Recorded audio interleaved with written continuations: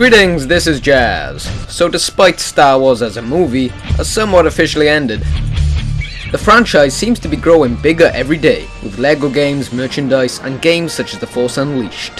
But through the years there's been some bad, I mean real bad Star Wars games. But here lies just 5 of my all-time favourites. At number 5, Star Wars: Empire at War. This wasn't the first real-time strategy for the Star Wars saga. Force Commander made its debut with some good ideas, but failed to deliver decent gameplay which came across slow and tedious, not to mention the graphics. Empire at War was the game in which allowed space and land battles, a 2-layer strategy game with all the Star Wars type units you'd come to expect, with stormtroopers hammering away at rebel soldiers, bounty hunters tracking down smugglers, and the Death Star blowing the hell out of planets. It's all happening before you, an authentic RTS.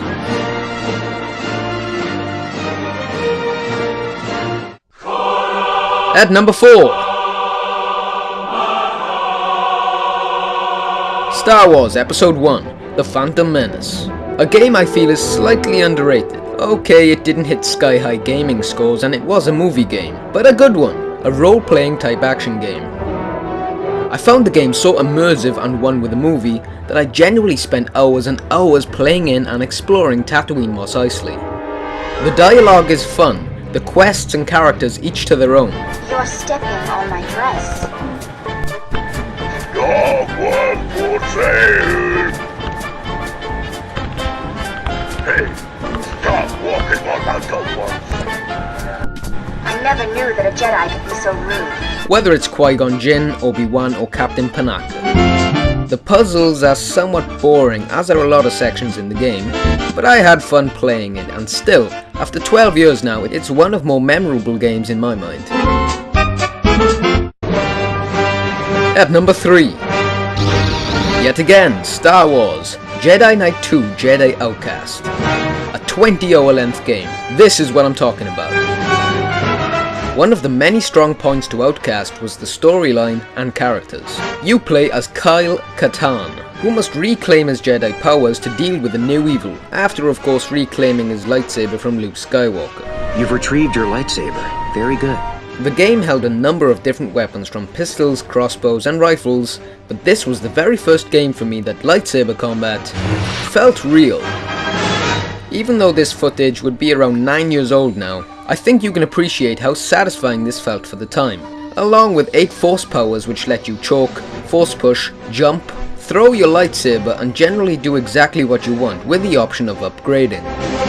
In total, what you're looking at is a game that hit top review scores, top-notch graphics, storyline and cutscenes, and this is why Jedi Outcast gets the 3rd spot.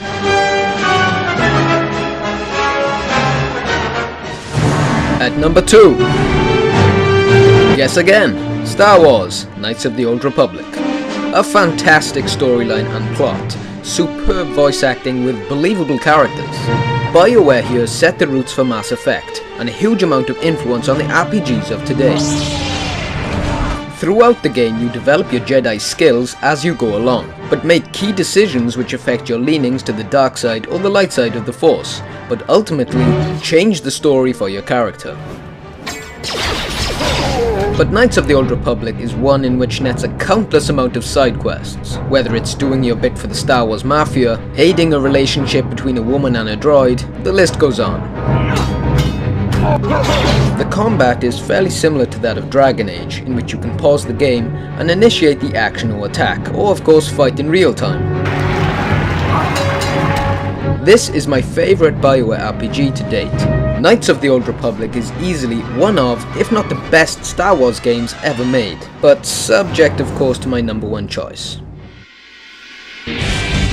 So finally at number 1, Battlefront 1 and 2. Okay, hands up who hasn't played this game. Why not? How did you never get to play this legend? Whilst Knights of the Old Republic could be argued just as legendary or critically a better game than Battlefront, This was the experience that really got me into multiplayer. It captured everything I could only have imagined in the game. To take on full control of a stormtrooper, a TIE fighter, a massive AT-AT walker, to team up with a friend in split screen at the surface of Hoth, working to bring down the walkers while sometimes leaving detonation charges and killing him. The second game too, which gave the option to play as a Jedi or Sith. Not to mention epic space battles in which I always tried to board the enemy's ship and blow it up internally. There's been only one game I've seen take on exactly what Battlefront mastered, and that was Lord of the Rings Conquest. Shall I tell you how that turned out? So okay, Battlefront hasn't got much of a story, but anyone who hasn't been living in a cardboard box for the last decade knows exactly what Star Wars is all about. And this game is all about landing you in the Star Wars world, to play it for yourself. It really was magic for the time.